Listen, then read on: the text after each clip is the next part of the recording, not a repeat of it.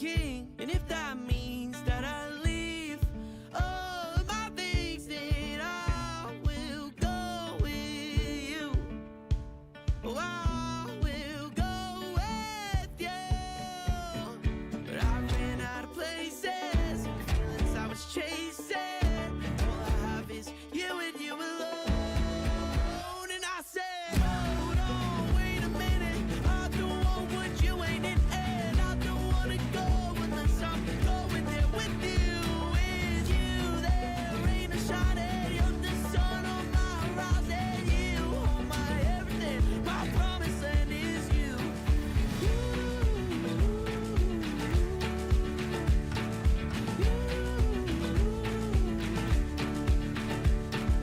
Where could I run? Could I go?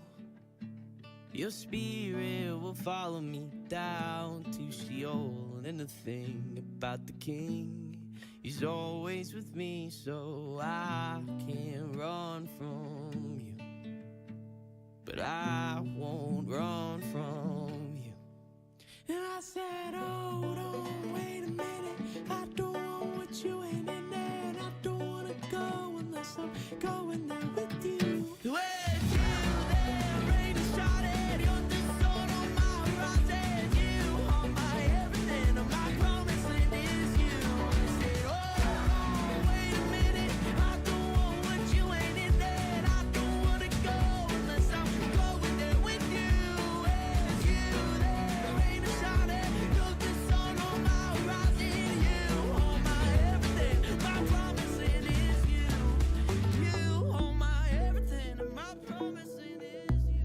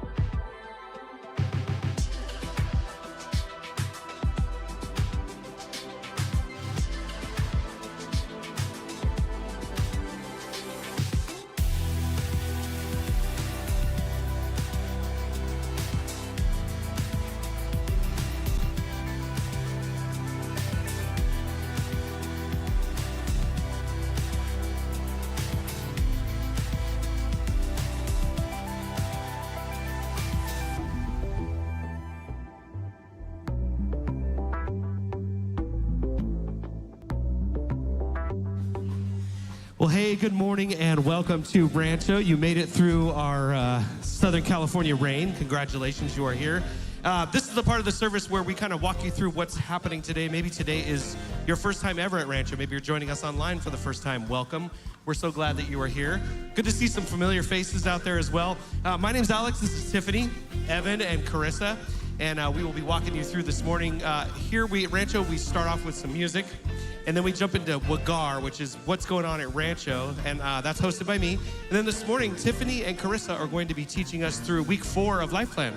Yeah, we're really excited to talk today about friendship. Really important part of our lives, right? Yeah, and just looking at what does it look like to be a friend to someone and also allowing someone else to be a friend to us. So good. And what do we got on deck? Yeah, kicking it off with a song called "In the River." It's like a very groovy, like funky song. It's a lot of fun, but it's this song that's just saying, hey, this is the river that we jump into. This is the fullness of God that we get to live into. It's a lot of fun. And you picked this before the weather came out, right? Even the weather. Thank you, Lord. You know, he just knew. You know, and the weatherman. They both knew. It was crazy. Nice. Well, if you can stand and worship with us, let's go. Let's do it. 1, 2, 1, 2, 3, 4.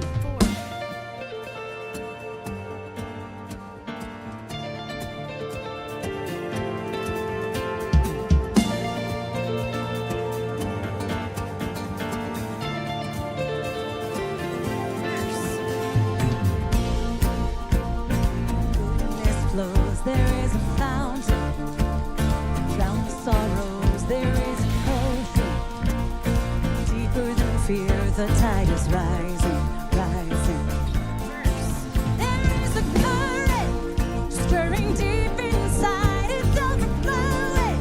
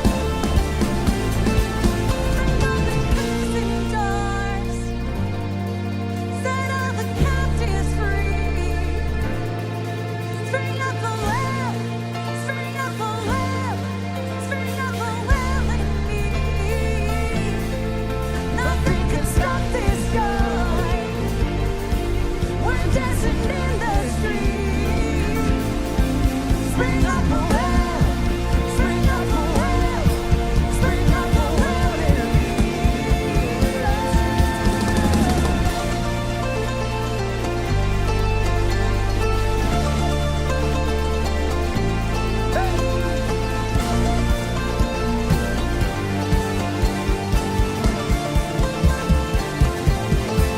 We come alive in the river.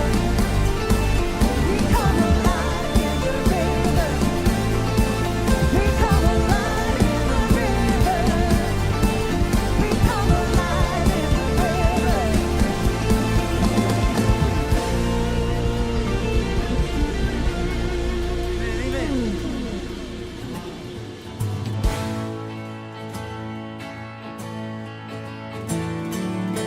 Come on, I searched the world. I searched the world, but it couldn't fill me. There's empty praise and treasures that fade. I never read. Then you came along and you put me back together. Yes. Now every desire is now satisfied here in your love. Oh, there's nothing better than you. Oh, there's nothing better than you. Oh, there's nothing. Nothing is better than you. I know it's true, yes. I'm not afraid to show you my weakness, my vengeance and flaws. Oh, you've seen them all, and you still call me friend. 'Cause the God of the mountain is the God of the valley, yes. Where there's not a place, your mercy and grace won't find me again. Come on, is that true this morning? Let's say, well, there's nothing better than you. There's nothing better than you. There's nothing. Nothing is better than you. Come on, sing that again. There's nothing. Oh, there's nothing better than you. There's nothing better than you. Lord, there's nothing. Nothing is better than you. Oh, come on, let's sing this out. You turn. You turn mourning to dancing. You give beauty for ashes. You turn shame into glory. You're the only one who can. You turn mourning to dancing. You give beauty for ashes. You turn shame into glory. You're the only one who can. You turn graves into glory. You turn bones into armies. You turn seas into highways. You're the only one who can. You're the only one. You're the only one who can. Oh, there's nothing better than you. Oh, there's nothing better than you. Lord, there's nothing. Nothing is better than you. Come on,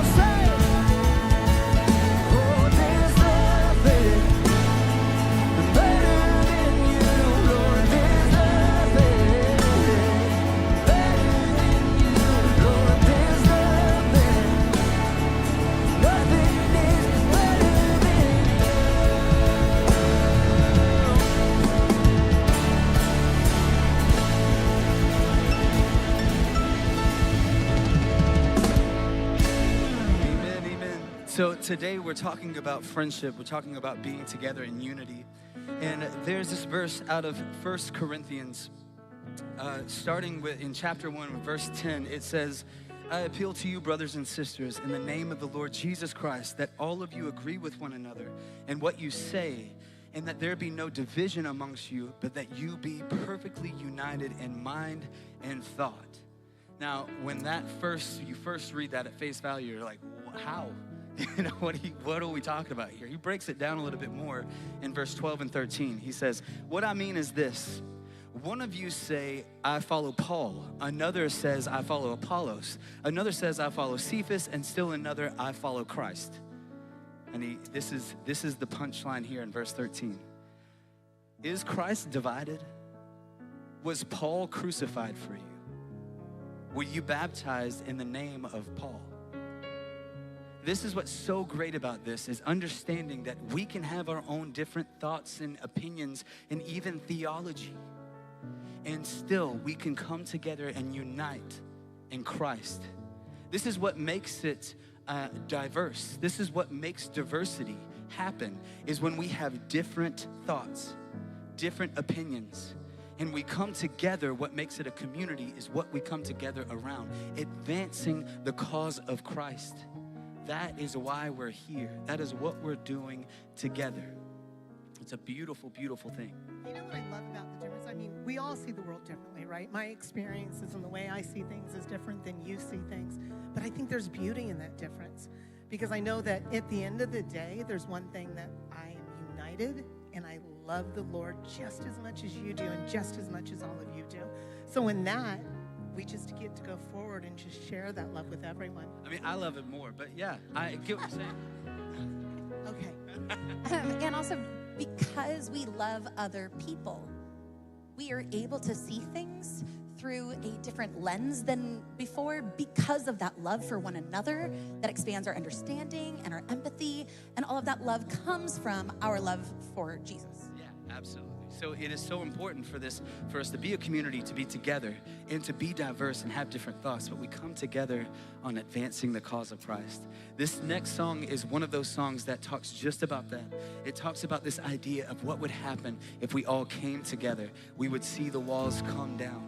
We would see the heavens flung wide open. So let's sing this together as a community, as a diverse community of friends. Come on.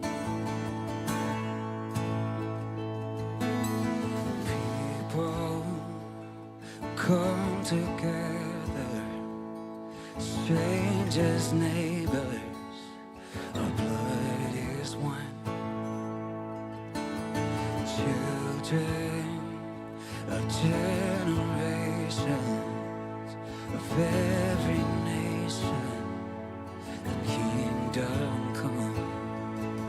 So don't let your heart be troubled. Hold your head up high, don't fear no evil. Just fix your eyes on this one truth. God is madly in love with you. Let's take courage, hold on, be strong. Remember when help comes around.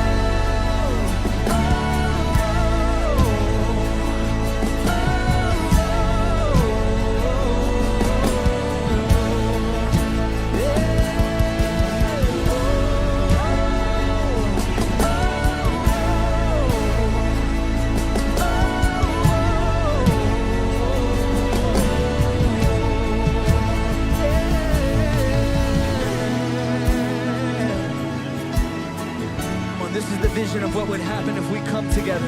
Swing wide, oh ye heavens, sing this out, come on.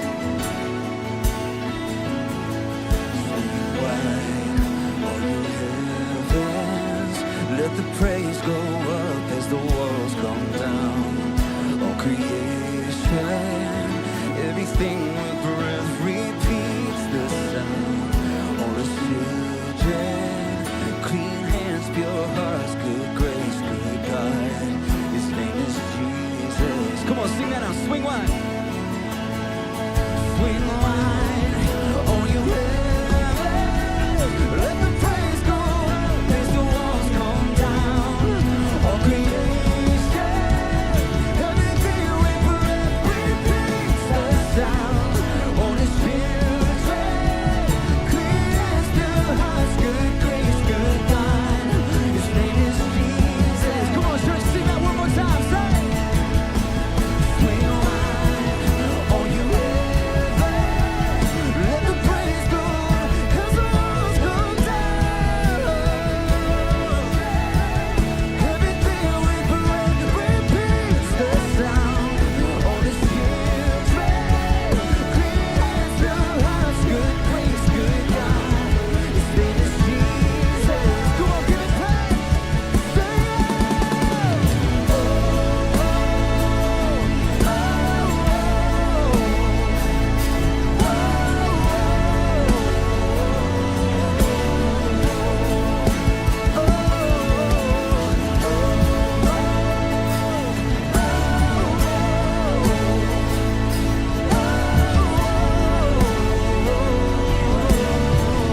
Come on, sing this out, say Jesus.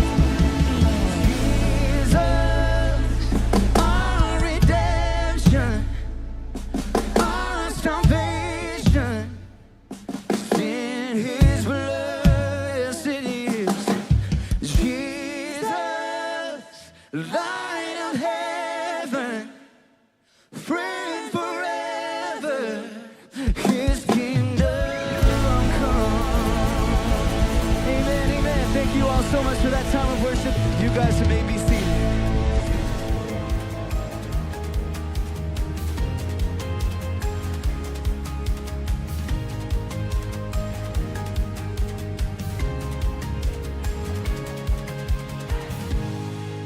All right, hey, that was just an incredible song. I was listening to it from the back over there, and just what a great reminder. In this world, you know, there's anxiety, there's uncertainty all the time, and there's this one reminder that God is madly in love with us. Yeah, that is what unites us, right? It Regardless is. of different opinions, religious, political, whatever it is, being united together to advance the cause of Christ, as we say, really means the world. Thank you all for joining us. We appreciate it. Yeah, this is Wagar. What's going on in Rancho? My name's Alex. This is Scott. In case you didn't know, he's our lead pastor. Yep, And as of today. Doesn't make it over here very often, but when he does, we're always appreciative. If you are new this morning, if today is your first day here at Rancho, we are so glad that you're joining us. If you're joining us online for the first time, thank you for being here. We always would love the opportunity to answer any questions you might have, connect with you, maybe get you going here on your journey here at Rancho. So the easiest way to kind of start that process is just shoot us a quick text, the word new, to our phone number, 951-379-3795. You could take a screenshot of that if you want right now. You could text us right now. You could text us later. We're going to text you right back whenever you text. And this morning, if you are here with us, you could take that text out to our Welcome Center, where we would love to meet you face-to-face and send you home with a little gift just saying thank you for being here. Yep, and we've got an email that keeps us all connected, right? That's right, info@rancho.tv. Everybody, every single one of you should have that in your phone. And it's just a great tool in case you forget anything that we talked about on Sunday, you need prayer, you want to talk to a pastor, you just want to say hi. We actually really enjoy getting your emails and being able to respond. We check it every day. Yep. So that's a great lifeline here. 100%, and we every week want to thank you for being so generous around here, whether it's volunteering or giving of your resources. That generosity is the engine that moves Rancho forward in so many ways, and it really moves our mission forward to advance the cause of Christ through mercy, justice, and love. We have celebrated that for the first time in 10 years, we asked the church to give towards like our campus and new roof and new audio systems, and we met our goal. And this is the first day of rain in California that's testing the new roof. And I don't know, is anybody getting rained on? Any drops? I think the roof is holding. I think so. Thank you so much for your generosity. And then you might have recalled, I think 2 weeks ago, one of our Rancho Christian School students came to us for for a bake sale, not actual cookies, but like these fake little printed cookies. And we raised a bunch of money for the victims of the fire. Yeah, we've raised over $5,000 That's really cool. in one Sunday. So just thank you guys That's for awesome. your generosity. Yeah. And beyond even just giving towards that, it's just really setting this kind of idea in the hearts of our next generation that being generous is important, right? Yep, when you get students say, hey, we want to do something, we want to mobilize our school and our church to do something good, it really means the world. I also want to give you a little invite. This Wednesday is the State of the Church. We do this every once in a while. It's not, on a real regular basis, but just to get the church together to give a little history of where we have been and then where we're going. So if you're interested in the vision of the church, where we're heading from here on forward, this Wednesday night, 6:30 to 8 o'clock in the West Campus, and look forward to seeing you there if you're interested. It's going to be a good time. Yeah, if you call Rancho home, you're going to want to be there. Yep. Okay, so we are in week 2 of highlighting our groups season. A few times a year, we just kind of get really excited and invite everyone to kind of take their next step, get involved, make some friends, get into a group, and kind of grow together as a church, right? Yeah, so 35 years ago was when my wife and I joined our first small group here at Rancho Church, and we still are friends with those people that we joined a group with 35 years ago. And now Jen and I are leading a young family group, and so it's just this wonderful sort of full circle of relationships.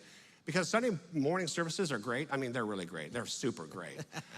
But it's a richer experience to get to know some friends, be a part of a small group, and there is a place for everybody, right? There's a menu here. There's so many groups that would meet every need and every season of life. Yeah, you should have got one of these when you walked in this morning. I just encourage you to take a look through it, maybe with your friends and your family, and figure out what kind of group you'd like to join. A lot of our groups are meeting on Wednesday nights. We also have our kids program on Wednesday nights, our middle school program on Wednesday nights. So Wednesday nights just kind of become a hub around here for the next few weeks. Next month or so. These groups start in 2 weeks. Yeah. So you got a couple weeks to kind of think about it and get involved. You can scan the code that's on here. You can go to rancho.tv/groups where all that information is. Very good. All right, every once in a while, we have a Wagar weekly tip.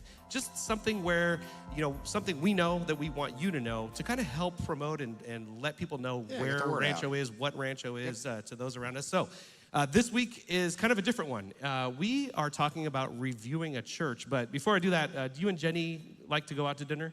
We do. It's pretty expensive, so it's not a lot, but we did go out to Jake's Del Mar this last week, and that was super great. That is an amazing place. It's awesome. It is. Any places local?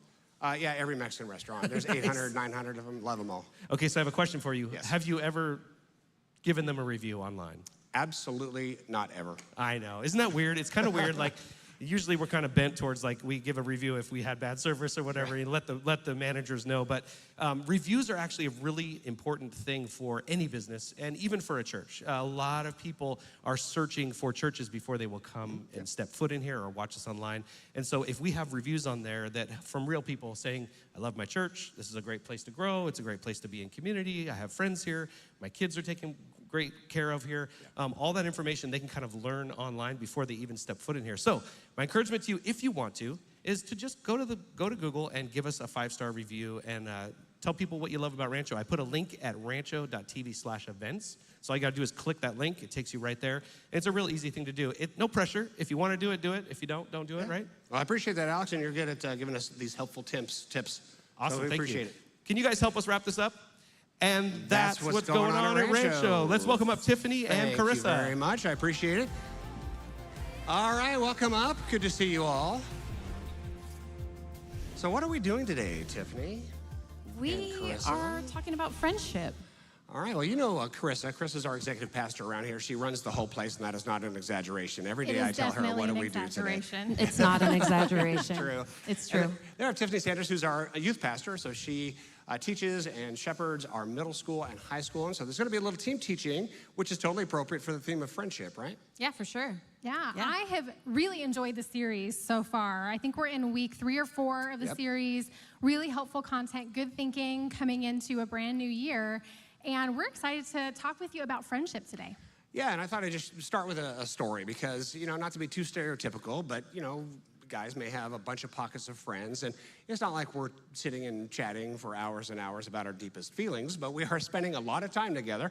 And it could be, a pocket of friendship at church or at your workplace or in your neighborhood or in your hobbies. So I spend a lot of time, in kind of the golf world. And you spend, a decent amount of time with these folks, but maybe that friendship isn't tested in terms of how open we are. I've got a background in my family life that kept me kind of guarded, and it was kind of a coping mechanism for me. And so opening up myself to others is something that takes a little bit of a risk. But a few years ago, my oldest daughter was in the middle of the Route 91 shooting. I've talked about that a couple of times here. And there's been a lot of follow-up impacts on that were pretty significant. And 18 months ago, we had a significant crisis. And I was met with my buddies, and I've known these guys for about a decade, some a decade and a half. And I just took a risk that day, and I just opened up and said, this is what our family is going through. It's a period of significant crisis.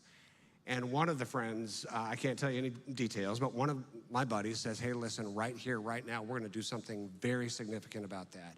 And the level of sacrifice and the level of service that he gave to me and my family and my daughter, I get choked up talking about it every time and will for the rest of my life, and I am right now. It's like that little bit of risk to open up to a friend.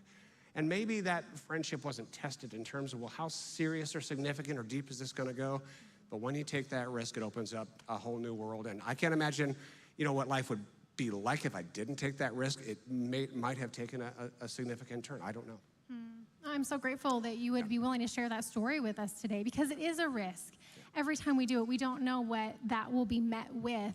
But I'm grateful that you would share with us, and grateful that you were on the receiving end Absolutely. Of care and encouragement. Yep, and that is that, giving and taking. It is that friendship that is reciprocally beneficial and can bring life to us all. So I'm glad you two are going to teach through this, so enjoy. Yeah, thank you. Thank you. So we're in the midst of this life plan series, right? Where we're taking this time to consider where are we and where are we trying to go. And in the past week, Scott has really set us up with this image of a waterfall, right? This idea of this rushing water in the distance. We can hear it crashing and tumbling down, and it piques our curiosity, right? It draws our interest. And the idea is that we're setting off to find that waterfall. And the question is as we think about winding through life, climbing hills and valleys, making our way around, is that waterfall acts like a guide for us, like an anchor. It pulls us towards it, and it leads us towards this place of intention. And that is both an adventure of beauty, but also sometimes holds some heartache in it, right? And every day, it's important. Like, the journey to that waterfall is important every single day. It's not just getting there. And so we've talked about this waterfall as this figurative place, this idea of a destination that we have thought about and that our heart and mind long to get to, right? And so as we've considered what is our waterfall, hopefully you've been asking yourself that question, kind of thinking about it. If it's a new thought to you, start thinking about what is that thing. But this idea of where am I going in life? Where am I going? And how am I getting there? And along the way, who will I be? And I think that might be an even kind of almost more important question sometimes. And for many of us, I think, as we've thought about it, we realize relationships have really sat at the center of that image, right? Relationships that are varying, these different types of friendships that we have in our life. And we recognize that these friendships are powerful. They shape who we are. They shape our experience. And so, in one hand, they can be rich and satisfying. They can bring us joy and contentment and all sorts of goodness. But we've also experienced when relationships or our friendships can just sort of rip us apart, where we're wounded by a friend, or we feel loneliness, or we feel disconnected. And we have this idea that it's not quite right. And so, knowing this idea of friends, that's part of what kind of makes that trepidation, right? This idea that we know the good, we know the bad, we kind of know all the ugly in between. And will we still choose to try to be a friend and to be a friend to others, receive friendship? Will we take that chance in our life, right? Are we willing to put ourselves out there and accept the risks of friendship? I don't know. It depends on what day of the week you ask me. What season of life I'm in, because there is risk. Every time we consider opening ourselves up, extending an invitation to a new friendship, or saying yes to an invitation to a new friendship, or like Scott shared earlier, am I going to let people see the heaviness of what I'm carrying in this season, the reality of what I'm carrying? There's always risk. And today we really have to start with the question of, is the risk worth it? Now, many of you know that I love to read, but you may not know that I love to read fiction. I love a good story. And in every good story, you have a main character who's on a journey to a waterfall, just like what we're talking about. We are living our own stories. We are the main characters, the heroes in our own journeys, on our way towards waterfalls with challenges and obstacles and hurts and burdens that we carry along the way. In some of my favorite stories, there's a concept called found family. Many of you know what I'm talking about. And in the story, the main character, the hero, as they live and journey towards their waterfall, overcoming obstacles and challenges, one of the things that is significant for them along the way is cultivating and finding and building this concept of found family. People who are not necessarily biologically related to you, but become your found family. The people, like Scott shared earlier, you can open up to and reach out to and receive care and support from when those challenges come, because they will. And there's always risk involved. But I think what we're going to be sharing together today from our own experience and from the scripture is that we need one another. We need this idea of friendship. And so, Tiffany, when we were talking about this over the last couple of weeks, there was a very specific passage of scripture that has been on your heart and mind. Yeah, so I love the second creation story in the Bible, right? Where the author paints this idyllic picture of a garden. And it's not just any garden, right? It's this holy temple, this sacred space where heaven and earth exist together. And in this space, God is moving in the midst of humankind. And we all know, just like our relationships, right, how swiftly an idyllic story of friendship can transition from fairy tale straight into tragedy, right? So we have this picture, the woman in the garden, and she sees the one tree. And she takes the fruit because it's desirable for food. It's a delight to the eyes. And the tree is desired to make one wise. And so she takes the fruit and she eats it. And being the good human she is, being the good friend, she shares it, right? And within those few brief moments, all the wheels are off. The fairy tale is ended. And they are awakened to a reality they did not know existed. They are laid bare, both figuratively and literally within the story. And so as the sun is setting on the horizon and the cool evening breeze begins to blow, God begins his evening stroll through the garden, taking in the beauty of all he has created. But the humans, they hide behind a tree. Yeah.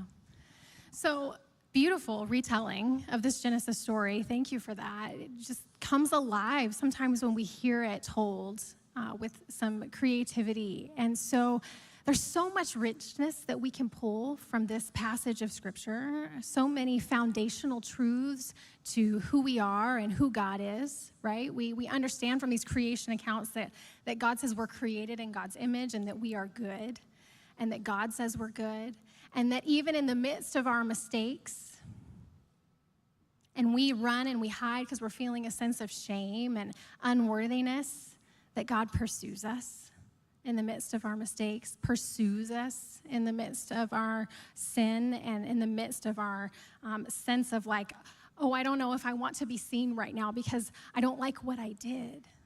that God comes after us. And so there were two themes that you and I talked about that we wanted to pull out of this specific passage that help, I think, the idea of friendship to maybe come alive for us in a new way. We have longing and apprehension. Yeah, longing and apprehension.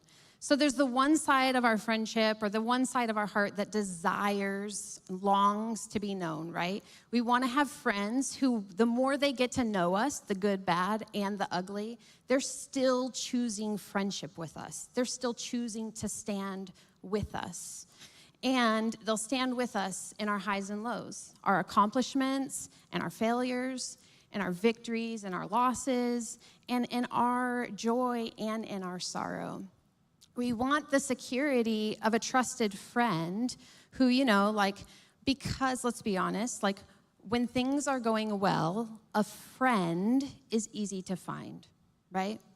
But when the going gets rough, when life is uncertain, when we're not sure, we want a friend like Jesus, a friend who says, "Come to me, all who are weary and heavy laden, all you who have burdens, and I will give you rest."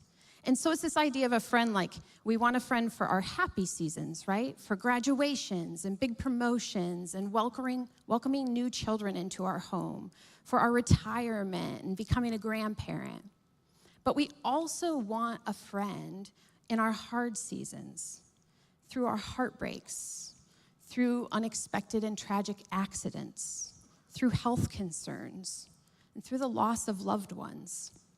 And I think if we're being open, if we're willing to be real and vulnerable, right, we each long for a friend who will see us and be with us right where we are in this particular season, in this particular circumstance. But the thing is maybe you're hearing that and you feel like your heart is picking up in pace, right? And you're like, I don't know.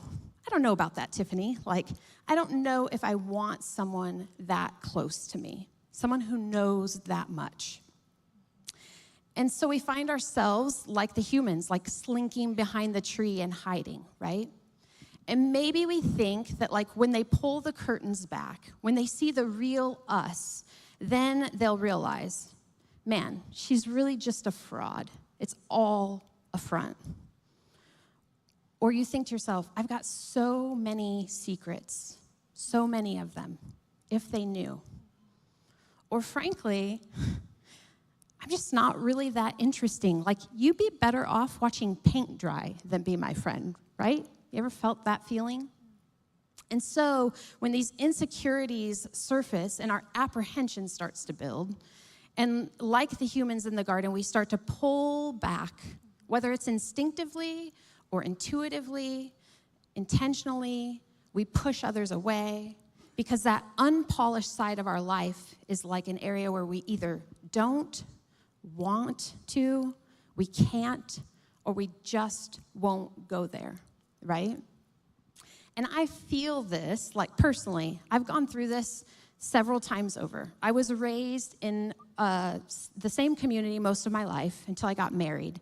And then once I got married, my husband's job began to move us around the country, right? And so I had to encounter this idea of am I gonna have friends in this new space? For some people, maybe it's going to a new school or changing jobs, changing communities, moving across the country. That's time where you're kind of faced with what am I gonna do now? And so with every move, that question arose in me.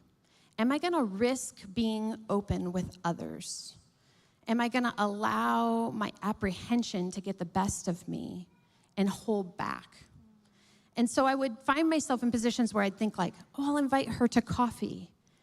But what if she doesn't wanna have coffee with me? Or what if she already has enough friends? There's a quota for friendship and it's already been filled, right? Or what if she just doesn't want to be my friend, just not interested for some reason? And to be honest, there's that fear that sometimes it's safer to stay at a distance than to actually take a chance and end up feeling maybe a little rejected or let down. And so I would get stuck in this tension every time we moved of like, am I gonna let my fears and my apprehension hold me at bay, or am I gonna choose to push through? And fortunately, my dear husband would always encourage me, Tiffany, do the thing, make the friend, right? Take the risk of being open. And he would say like, hey, I think you should be friends with that lady over there. And I tell you what, 9 times out of 10, that guy has been spot on. And those friendships, when I have put myself out there and made the first move, I have come back with friendships that have lasted me years and years. People that are still showing up in my life today. And so it's totally worth it, right? It's totally worth it. Absolutely. There will be disappointment, there'll be let down, but there's also going to be richness and goodness that comes from it. And so as we consider this idea of longing for friendship and longing for connection and longing to be seen and known, that's definitely coupled with this sense of like, oh, I don't know, and you captured that and shared that beautifully. I think I want to take us back to our story in Genesis, and I want to highlight where God meets us. Every time we feel a sense of longing and desire, as well as a sense of apprehension. So we're in Genesis chapter 3, verse 8 and 9, and it says, then the man and his wife heard the sound of God as he's walking in the garden in the cool of the day. And they hid from God among the trees in the garden, but God called out to the man and said, where are you? So remember, they have this longing and this desire.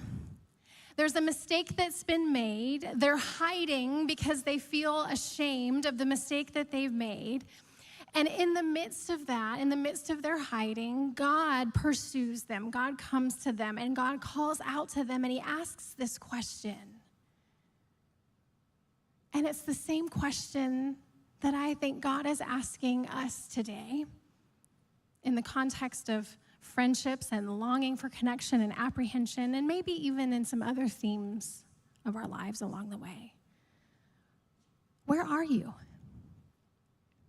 When you consider this longing for friendship that we're talking about, to be seen and open and loved as you are, and you acknowledge some of the apprehension that you also feel around that that's completely understandable, where are you? And so if you have your journals today, this would be a great moment to pull those out. If you need one or you need a pen, we have a couple of stations set up in the back of the room. This is the first question that we want to consider today in the midst of our life plan as we consider friendship. Where are you right now as you consider building deeper and more meaningful friendships? Where is there longing in your life? For friendship, for connection, to be able to have spaces and people where you can be open and real about your stories and your burdens and your hurts and your successes. Sometimes this looks like, are there places and people where I can just celebrate the good things in my life? And then you can also spend some time reflecting on, and where is there apprehension in my life? Where do I feel scared or anxious? Where do I want to withdraw? Where do I want to hide? And maybe just allow yourself to be curious about that. We're not going to judge those parts of ourselves. We're not going to condemn those parts of ourselves. We're going to welcome that with some curiosity and some unconditional love, the same way that God welcomed the humans in the garden as God pursued them with that openness. And then maybe where is there some opportunity? Is there a person that comes to mind right now? And there's an invitation to coffee, or an invitation to come over for dinner, or to meet for lunch. Or maybe there's already a friendship in your life, but it has stayed at the surface. Is there an invitation or an opportunity to follow Scott's lead and to share deeper and to share more than maybe you feel comfortable with, but you're gonna take the risk? Is it time to join a group? You hear us talk about them all the time. As I was reflecting this week, I was thinking about my found family. And I have had the privilege of cultivating a beautiful community, a diverse community of friends in my life. And I realized something. All of the people in my life that I would consider a part of my found family, at some point in my life, we have been in some type of group together, or we have served on some type of team together. That's the overlap, that's the connection. So we've acknowledged our longing, we've acknowledged our apprehension. Now we're faced with a choice. Do I stay where I am? Do I keep hiding? Or do I take a risk? If we're ready to try something new, ready to invest in deeper relationships, we have to think about what that looks like. How do I get from here, where I am, to where I'm longing to be, where there's a desire to be? So the first thing we want to talk to you about in terms of friendship is that meaningful friendships require openness. They do. Yeah. They do. So am I willing to risk being more open with others? That's such a hard question to answer. Sometimes no. Yes. Am I willing to risk being more open with others? Am I willing to come out of hiding like our humans in the garden and to be open? Am I willing to share parts of myself that I'm not proud of, parts of myself that feel like, oh, I don't know if I want them to know that about me. It's not pretty and shiny and tidy. It's messy and real and raw. This does not come easily for me. I know I'm a woman, and we tend to think women connect and they're vulnerable, and that's easy, but that's just not a part of the way that I am wired. But 11 years, I have been saying yes to an invitation to pursue openness in the context of friendship and connection. And it still feels awkward and uncomfortable for me every time I'm open. And every time I go a little bit deeper in the context of a friendship. And so this week I was thinking, what does this feel like for me? Like when I am allowing God to, to like cultivate this in my life. You can see it in my body language right now. And this picture came to mind for me, and I want to show you. This is what I feel like when I'm risking openness in my friendships. I feel like a baby fawn trying to walk on the ice. It's awkward, and I bruise my knees, and I face plant, but there's also a sense of adventure and curiosity and goodness when I finally make it across the ice. And so I share that because if you are feeling any of that, maybe instead of running the other way, maybe we choose to lean in a little bit together. Yeah, I think that's great. Also, I love imagining you like Bambi on the ice. That's kind of fun. Like, interesting picture in my mind there. Anyway, so let's consider some conversations, right? Like, so how do we do this? Yeah. Like, practically, how do we do this? How do we choose to open ourselves up? How do we embrace other people, kind of all that tension? So let's consider some conversations that maybe we can have to start working towards more meaningful relationships. Conversations that take some risk. They take exposing some tender parts of who we are, the things that we think about, the things that are close to us. So the first one that I would say is admitting, it's going to be there, wait for it. Admitting that I don't know. Admitting I don't know. We all struggle with uncertainty, right? We all have feelings where we lack confidence in certain situations. And so choosing to open ourselves up and share that feeling and that experience. Or maybe one could be saying when we need help. Can we all just admit that we are not machines? We are humans. It's so hard, though. It's hard. And we all need help along the way. So telling a friend, hey, could you help me get through this? This is what I need. This is what I need right now. Or letting them know that you need feedback. I'd like some feedback. Or that something is important to you. Or what that you can do better next time. Asking someone, hey, how could I do that differently next time? I don't know about you guys, but like, I have a really loud inner critic. So the very last thing I want to do is say, hey, let me know what wasn't great about that. because my voice is already so loud. But the reality is that I'm often too in the mix of it, right? I can't see the forest for the trees. And I need people who I trust and are close to me to speak into that space. And then I would say saying, I'm sorry. Like, this is inevitable. The closer we get to people in friendship, the closer people are to our hearts, and the more they know about us and our story, we're just gonna get some wounds along the way. And so when we've wounded somebody else, coming and saying that to them, I'm sorry that my words were hurtful. I'm sorry I made a mistake. Peter says, continue to show deep love for each other, for love covers a multitude of sins. So I think saying sorry when you're wrong or when you've messed up, it's huge. It binds and it heals many wounds.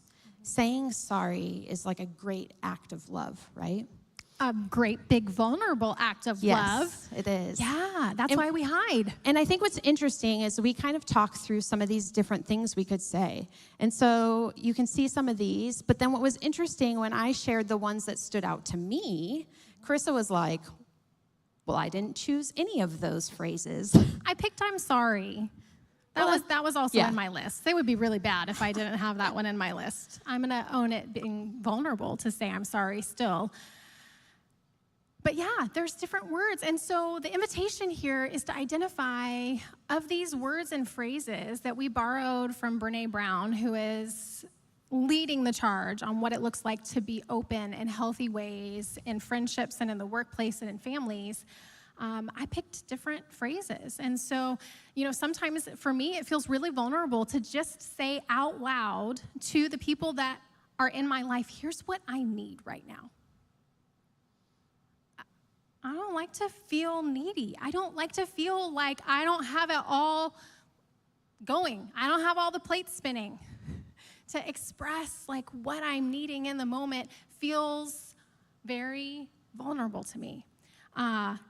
Here's how I feel. That one might be worse than here's what I need. And part of that is in my own world, it can take me days to even figure out my own emotional landscape. And so to then get to a place where I'm willing to share that with someone has been a worthwhile risk and a necessary risk. And I'm going to continue to take it over and over again. But that openness is what builds deeper and more meaningful connections. If I never share with the people in my life what I need, and I never share with them how I'm really feeling, we stay at the surface. I'm here for you. Sometimes just saying that to someone can feel open, you can feel exposed. That means a lot to me. When someone does something or says something, it's acknowledging my need or that you fulfilled a longing or a desire in my life, that I can be a receiver. And then just thank you. The next time you pay someone a compliment, a sincere compliment, watch how they respond. It can be really vulnerable to just be on the receiving end even of a compliment. And so you might want to just take a picture of those phrases or jot them down. There may be one that stands out above the rest. Yeah. And obviously, friendship is not solely about us opening up to someone else, right? A true, meaningful friendship, just like Scott talked about, it's this reciprocated deal. Like, I'm giving and coming to the table, and you're giving and you're coming to the table. And we found trust there together that we're building on, right? So kind of this question of, am I also willing to hold space for other people, to be open, to share themselves with me, to be honest about who they are and where they're at? And can I remember kind of how God showed up for the humans in the garden, asking, where are you? Can I show up in someone else's life saying that same thing, asking the same question? Yeah, absolutely. So we want to talk about a couple more things that will be very helpful if you have identified this longing and desire for deeper friendships in your life. And the first one is to cultivate the ability to become a compassionate listener. If we were to begin as a community to learn how to listen to one another with compassion, it would have the power to transform our lives and our relationships and ourselves and our communities. God is the first example of what this idea of compassionate listening looks like. The way that I would describe it, the way I've learned it, the way that I am intentionally practicing it and getting it wrong even this week, is compassionate listening isn't just listening and allowing someone to share and talk and you just kind of sit and nod your head. That's kind of a first level. There's 3 qualities to this that I think are really important and really impactful in the midst of building deeper friendships. The first one is kindness. So am I listening as they open themselves up, as they share themselves with me? Do I have thoughts and a posture and an attitude of kindness towards them? Sometimes we can think all the unkind thoughts and judgments in our head, but it's not translating on our faces and in our body language, but it's absolutely translating on our faces and body language. People have this way of knowing, even if our words are saying something different. And so maybe for us, a first place to start, as people are opening up to us, is do I have thoughts and an attitude and a posture of kindness towards them? And one way to kind of check this, if we're not totally sure, is to ask ourselves how kind we are to ourselves. Because they're connected. Our ability to be kind to people as they open themselves up to us, as they share real and honestly about their lives and their stories and their challenges, our ability to be kind to them is directly tied to our ability to be kind to ourselves. So kindness. The second thing is a shared humanity. That when someone's opening themselves up to us, we are acknowledging, at least internally, that of course they're asking for help. Of course they made a mistake. Of course they're struggling right now. They're human. They're human and I'm human and we're human, and we're not always going to have it together. We're not always going to get it right. We're not always going to be able to be the strong one. And so when we recognize the shared humanity, that allows us to be a compassionate listener. And then the third one is mindfulness. It's being present with them in the moment. It's taking my own head noise, my own burdens, my own insecurities, and learning how to put them over here and to quiet them down. They may not go away completely, but can I shift my focus and attention off of my own internal narrative? And can I be mentally and physically mindfully present with the person in front of me, listening to understand, listening with kindness, acknowledging their shared humanity? When I can do that, I'm able to receive and respond in a way that's more loving.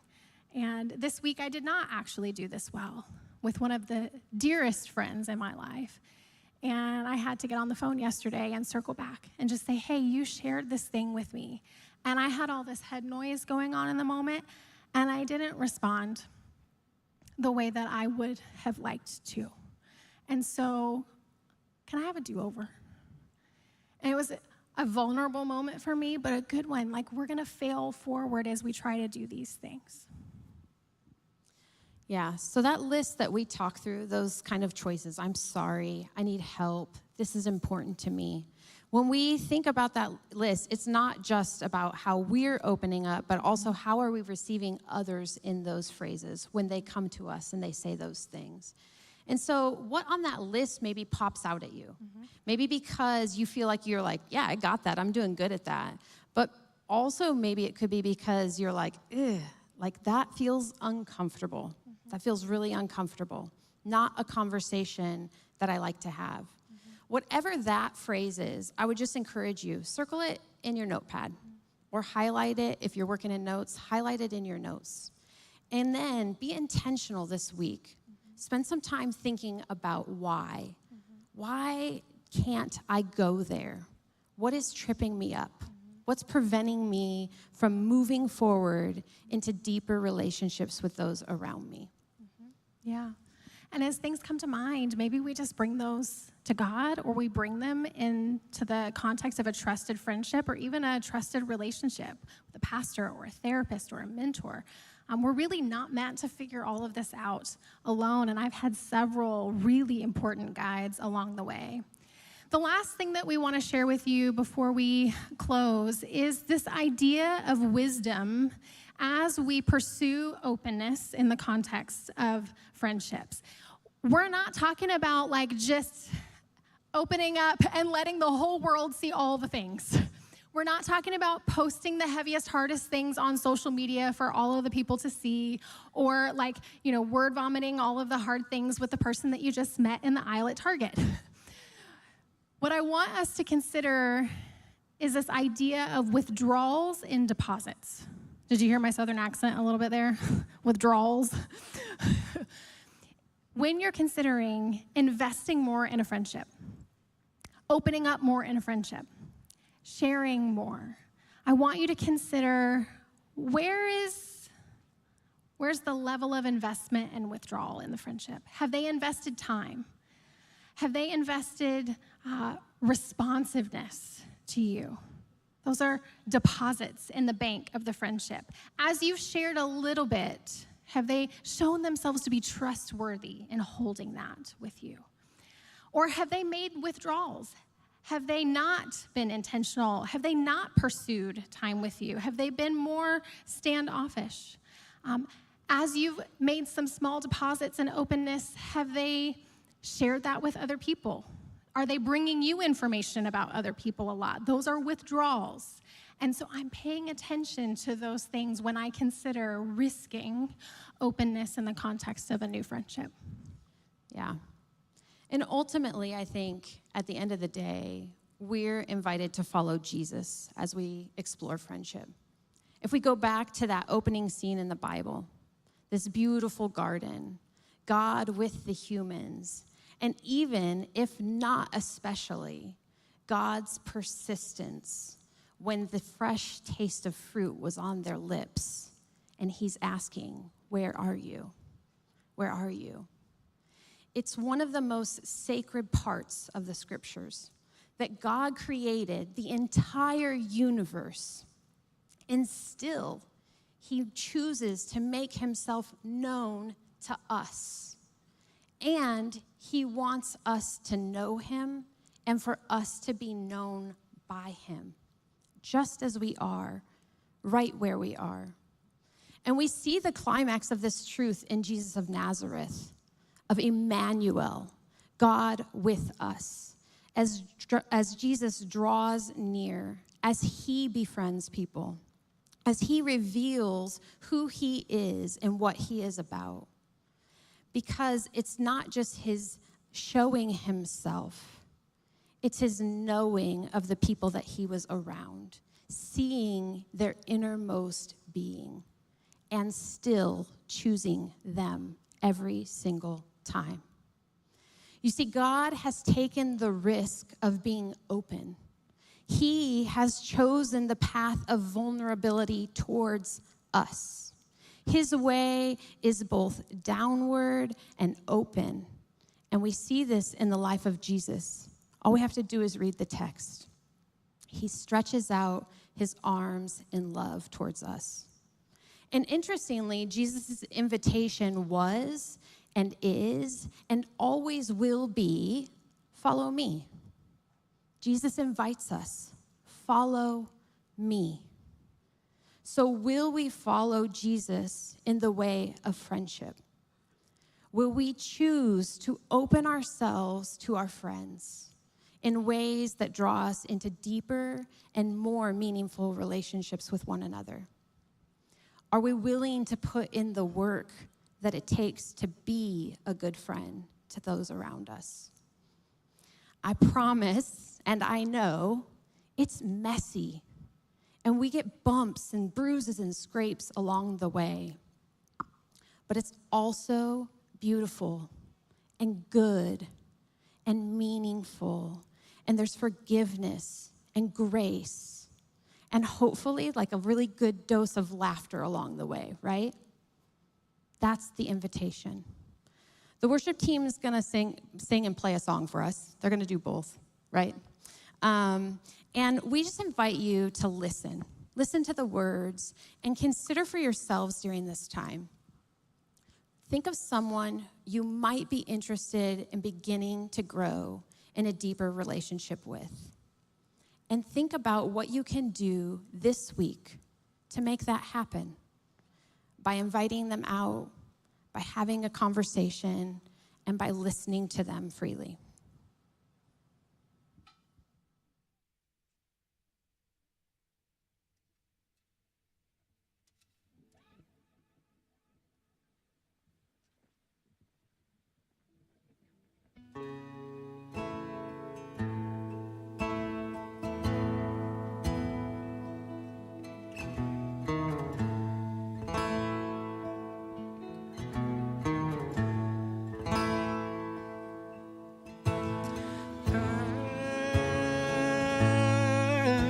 Was wrong.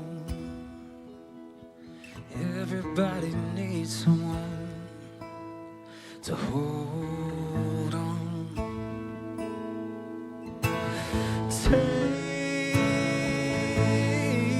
my hand.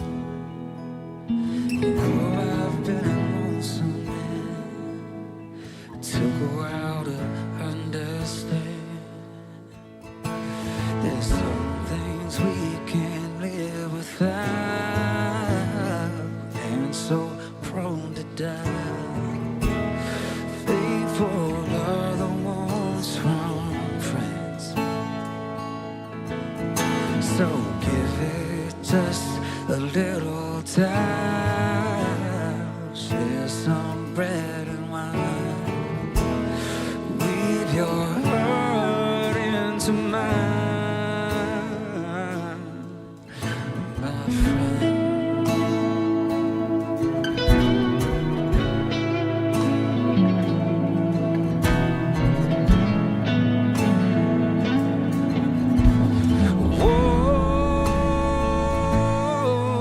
Fall down where there is a peaceful sound. Lonely souls hang around. So don't be shy. There's nothing left to hide. Come on, let's talk a while.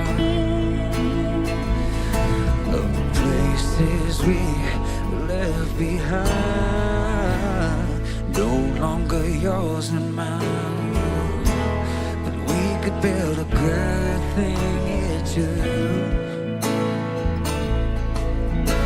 So give it just a little time.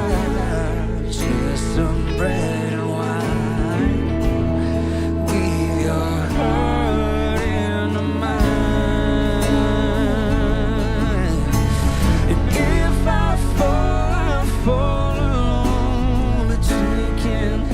To bear the load.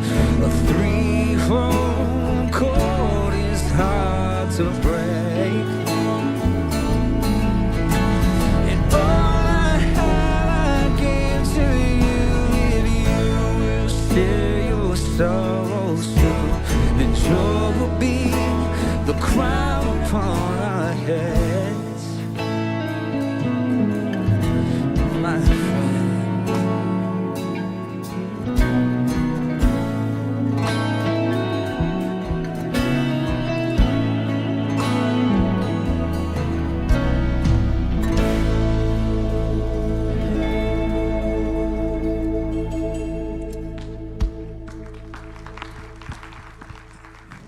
Oh man, I could listen to that song for a lot longer than that. Thank you guys so much. And by the way, that was Shad on guitar featured there. That was so good, man. Thank you so much.